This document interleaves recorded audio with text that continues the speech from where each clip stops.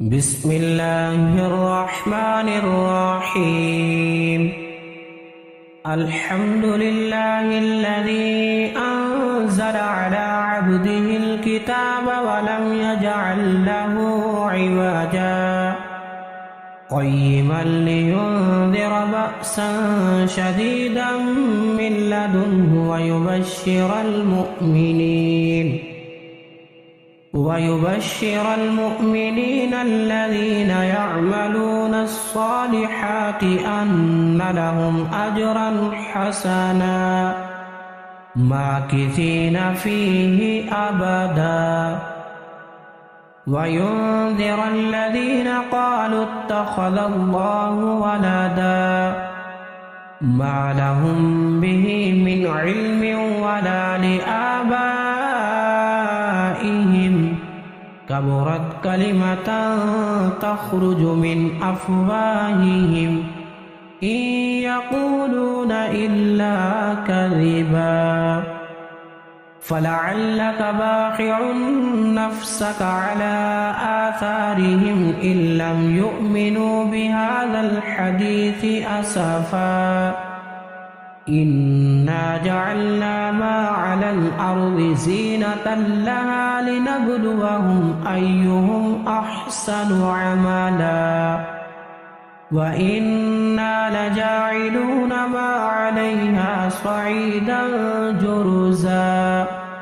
أم حسبت أن أصحاب الكهف والرقيم كانوا من آياتنا عجبا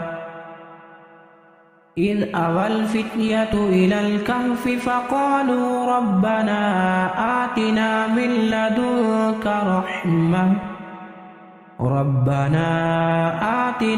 لدنك رحمة وهيئ لنا من أمرنا رشدا فضربنا على آذانهم في الكهف سنين عددا ثم بعثناهم لنعلم أي الحزبين أحصى بما لبثوا أمدا نحن نقص عليك نبأهم بالحق إنهم فتية آمنوا بربهم وزدناهم هدى وربطنا على قلوبهم إذ قاموا فقالوا ربنا رب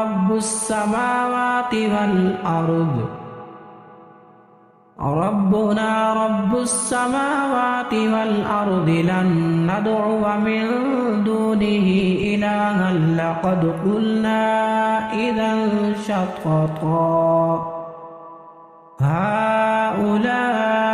قومنا اتخذوا من دونه آلهة لولا يأتون عليهم بسلطان بين فمن أظلم ممن افترى على الله كذبا وإذ اعتزلتموهم وما يعبدون إلا الله فأووا إلى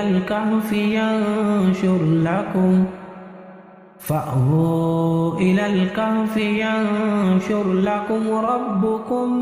من رحمته ويهيئ لكم من أمركم مرفقا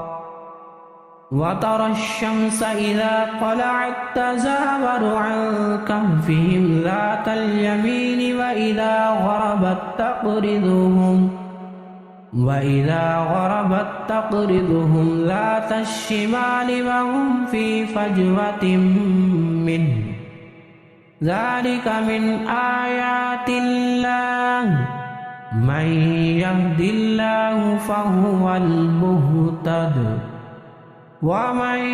يضلل فلن تجد له وليا مرشدا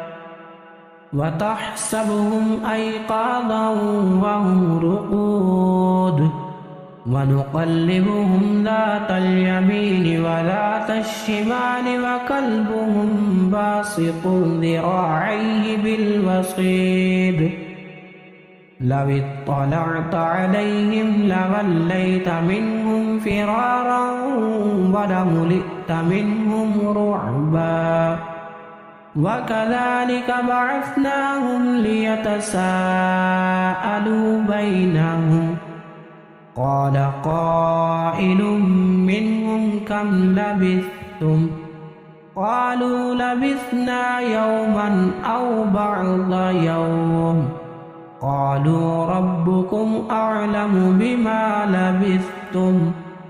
فابعثوا أحدكم بورقكم هذه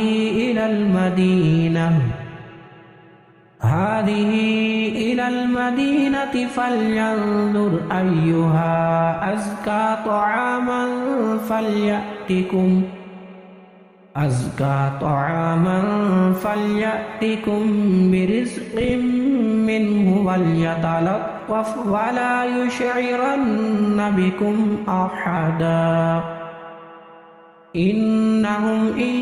يظهروا عليكم يرجموكم أو يعيدوكم في ملتهم ولن تفلحوا إذا أبدا وكذلك أعثرنا عليهم ليعلموا أن وعد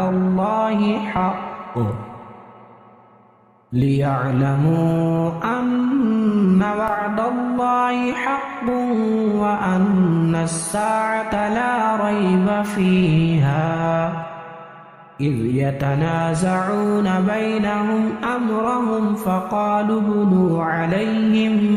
بنيانا ربهم أعلم بهم قال الذين غلبوا على أمرهم لنتخذن عليهم مسجدا سيقولون ثلاثة رابعهم كلبهم ويقولون خمسة سادسهم كلبهم رجما بالغيب ويقولون سبعة وثامنهم كلبهم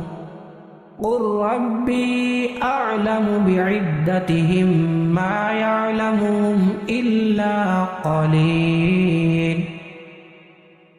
فلا تمار فيهم إلا مراء ظاهرا ولا تستفت فيهم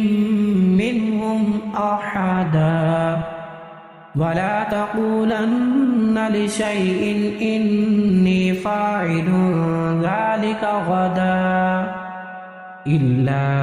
أن يشاء الله واذكر ربك إذا نسيت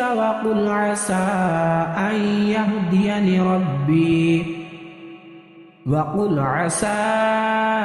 أن يهديني ربي لأقرب من هذا رشدا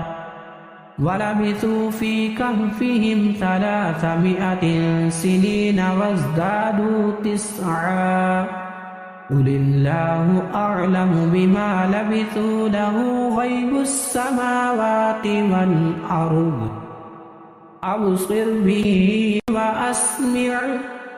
ما لهم من دونه من ولي ولا يشرك في حكمه أحدا واتل ما أوحي إليك من كتاب ربك لا مبدل لكلماته ولن تجد من دونه ملتحدا واصبر نفسك مع الذين يدعون ربهم بالغداة والعشي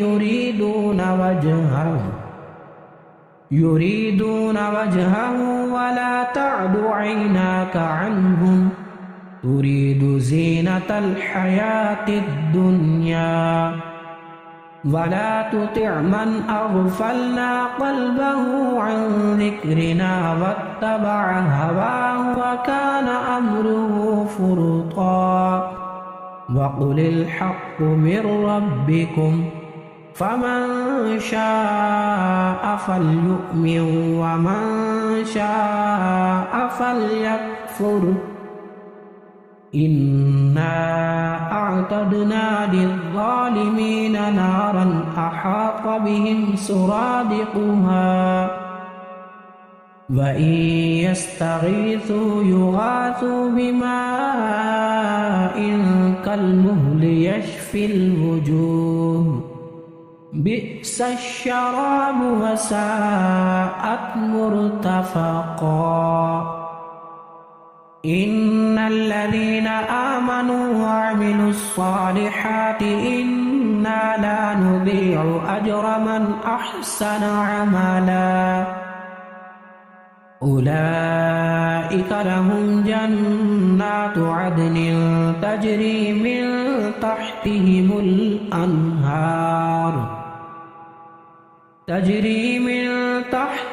الأنهار يحلون فيها من أساور من ذهب ويلبسون ثيابا خضرا من سندس واستبرق متكئين فيها على الأرائك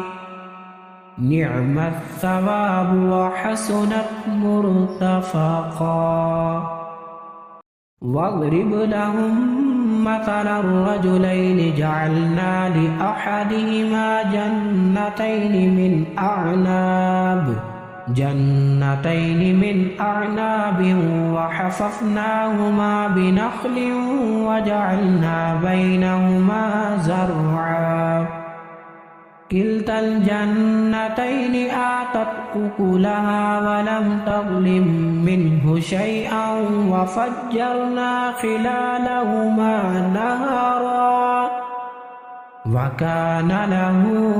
ثمر فقال لصاحبه وهو يحاوره أنا أكثر منك مالا وأعز نفرا ودخل جنته وهو ظالم لنفسه قال ما أظن أن تبيد هذه أبدا وما أظن الساعة قائمة ولئن رددت إلى ربي لأجدن خيرا منها منقلبا قال له صاحبه وهو يحاوره أكفرت بالذي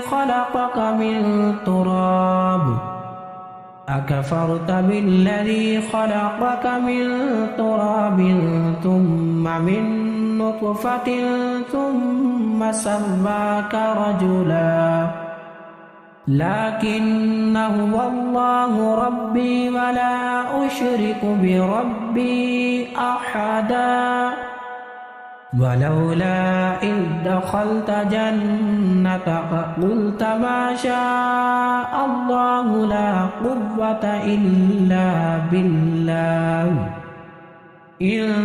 ترني أنا أقل منك مالا وولدا فعسى ربي أن يؤتيني خيرا من جنتك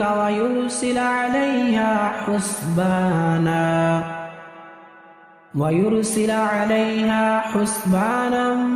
من السماء فتصبح صعيدا زلقا أو يصبح ماؤها غورا فلن تستطيع له طلبا وأحيط بثمره فأصبح يقلب كفيه على ما أنفق فيها وهي خاوية على عروشها ويقول يا ليتني لم أشرك بربي أحدا ولم تكن له فئة ينصرونه من دون الله وما كان منتصرا هنالك الولاية لله الحق هو خير ثوابا وخير عقبا. واضرب لهم مثل الحياة الدنيا كماء إن أنزلناه من السماء فاختلط به نبات الأرض فأصبح هشيما تذروه الرياح وكان الله على كل شيء مقتدرا. المال والبنون زينة الحياة الدنيا والباقيات الصالحات خير عند ربك ثوابا وخير أملا. ويوم نسير الجبال وترى الأرض بارزة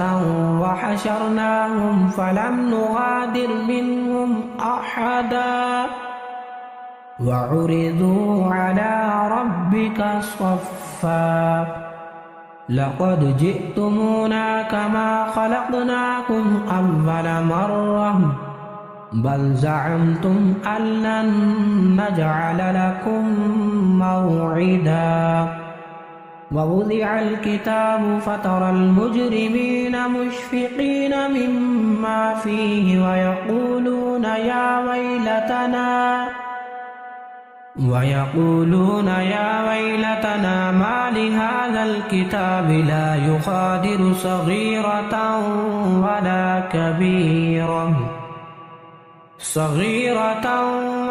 كبيرة إلا أحصاها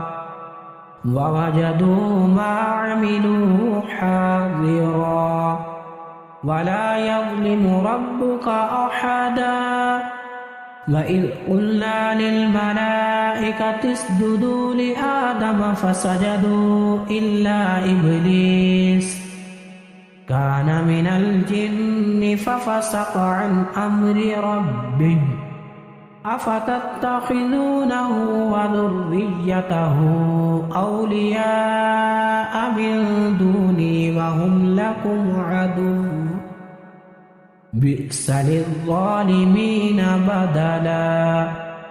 ما أشهدتم خلق السماوات والأرض ولا خلق أنفسهم وما كنت متخذ المضلين عضدا. ويوم يقول نادوا شركائي الذين زعمتم فدعوهم فلم يستجيبوا لهم وجعلنا بينهم موبقا.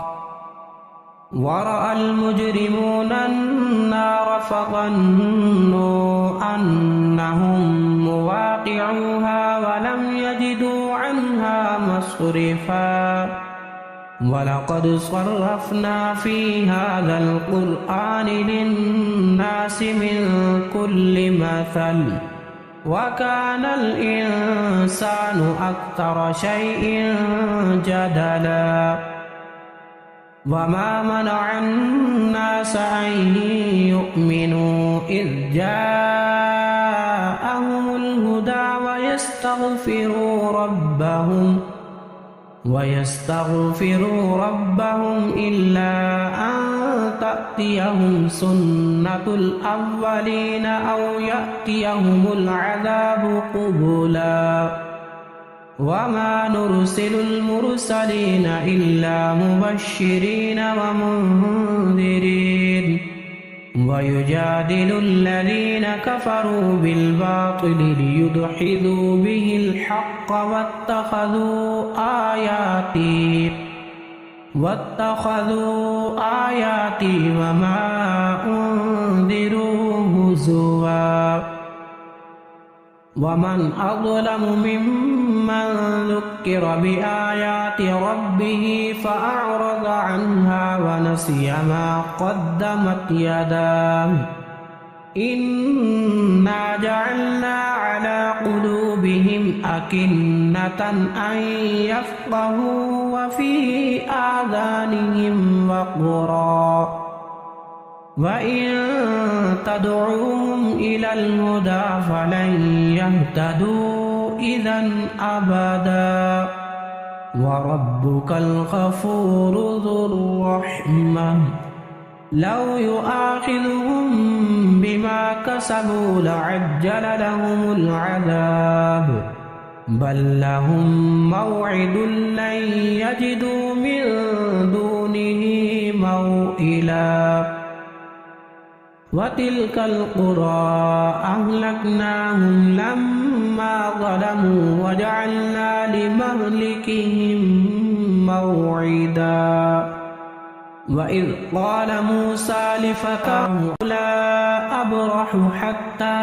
أبلغ مجمع البحرين أو أمضي حقبا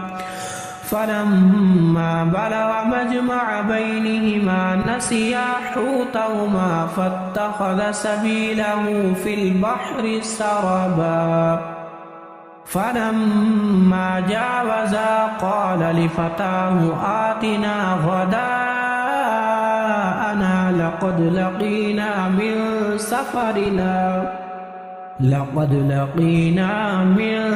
سفرنا هذا نصبا قال أرأيت إذ أوينا إلى الصخرة فإني نسيت الحوت وما أنسانيه إلا الشيطان أن أذكره واتخذ سبيله في البحر عجبا قال ذلك ما كنا نبغي فارتدا على آثارهما قصصا فوجدا عبدا من عبادنا آتيناه رحمة من عندنا وعلمناه من لدنا علما قال له موسى هل أتبعك على أن تعلمني مما علمت رشدا قال إنك لن تستطيع معي صبرا وكيف تصبر على ما لم تحط به خبرا قال ستجدني إن شاء الله صابرا ولا أعصي لك أمرا قال فإن اتبعتني فلا تسألني عن شيء حتى أحدث لك منه ذكرا فانطلقا حتى إذا ركبا في السفينة خرقها قال أخرقتها لتغرق أهلها لقد جئت شيئا إمرا قال ألم أقل إنك لن تستطيع معي صبرا قال لا تؤاخذني بما نسيت ولا ترهقني من أمري عسرا فانطلقا حتى إذا لقيا غلاما فقتله قال أقتلت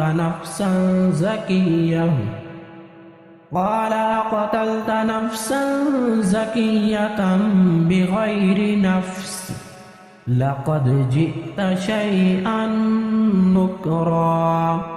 قال ألم أقل لك إنك لن تستطيع معي صبرا قال إن سألتك عن شيء بعدها فلا تصاحبني قد بلغت من لدني عذرا فانطلقا حتى إذا أتيا أهل قرية استطعما أهلها فأبوا أن يضيفوهما فوجدا فيها جدارا يريد أن ينقض فأقامه قال لو شئت لاتخذت عليه أجرا قال هذا فراق بيني وبينك سأنبئك بتأويل ما لم تستطع عليه صبرا أما السفينة فكانت لمساكين يعملون في البحر فأردت أن أعيبها وكان وراءهم ملك يأخذ كل سفينة غصبا وأما الغلام فكان أبواه مؤمنين فخشينا أن يرهقهما طغيانا وكفرا فأردنا أن يبدلهما ربهما خيرا منه زكاة وأقرب رحما وأما الجدار فكان لغلامين يتيمين في المدينة وكان تحته كنز لهما وكان أبوهما صالحا فأراد ربك أن يبلغا أشدهما ويستخرجا كنزهما رحمة من ربك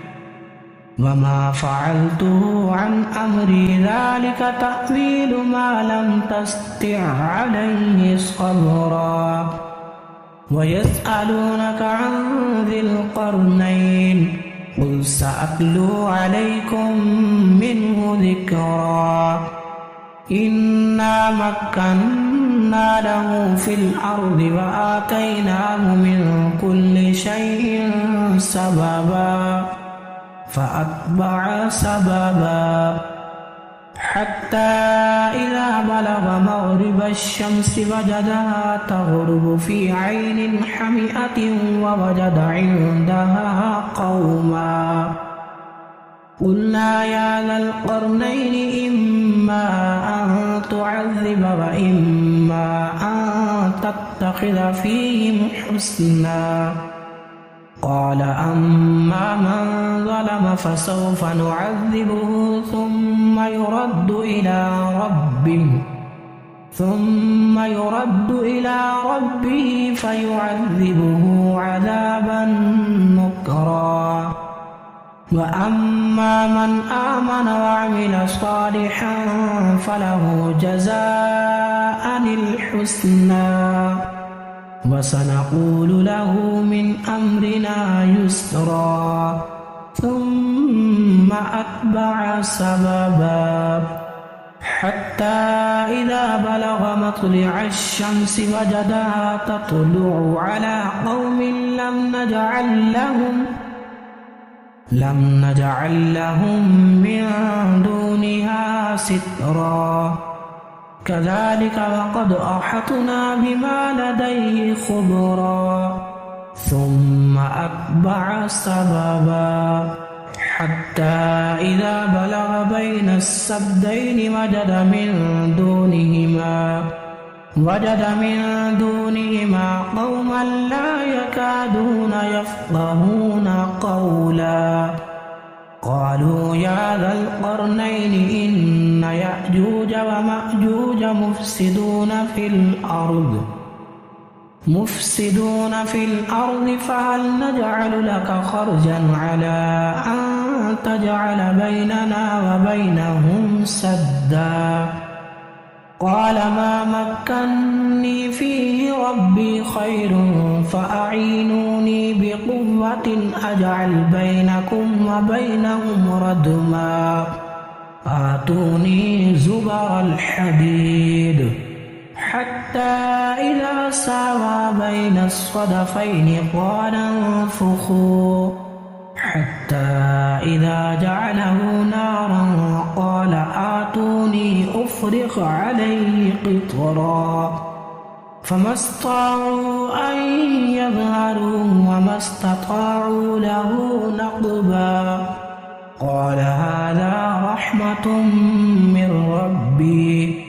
فإذا جاء وعد ربي جعله دكا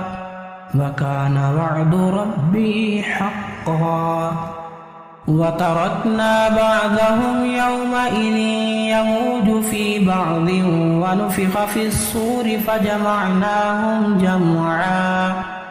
وعرضنا جهنم يومئذ للكافرين عرضا الذين كانت أعينهم في غطاء عن ذكري وكانوا لا يستطيعون سمعا أفحسب الذين كفروا أن يتخذوا عبادي من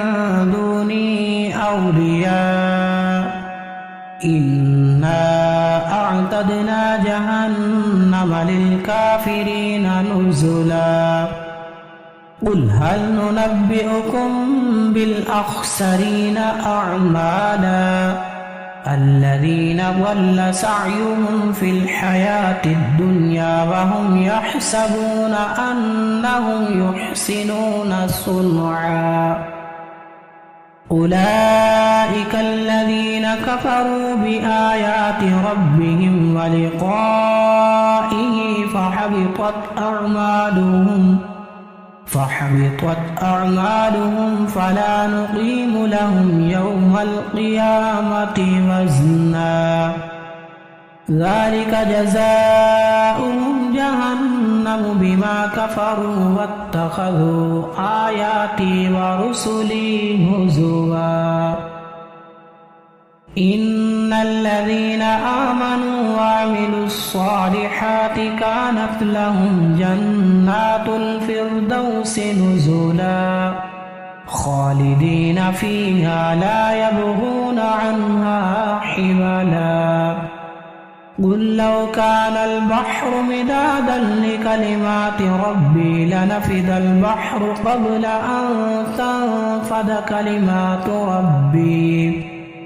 قبل أن تنفد كلمات ربي ولو جئنا بمثله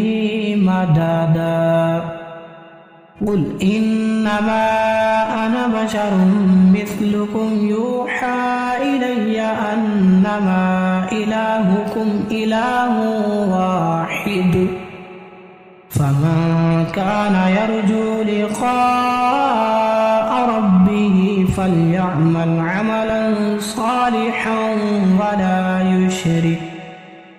عملا صالحا ولا يشرك بعبادة ربه أحدا.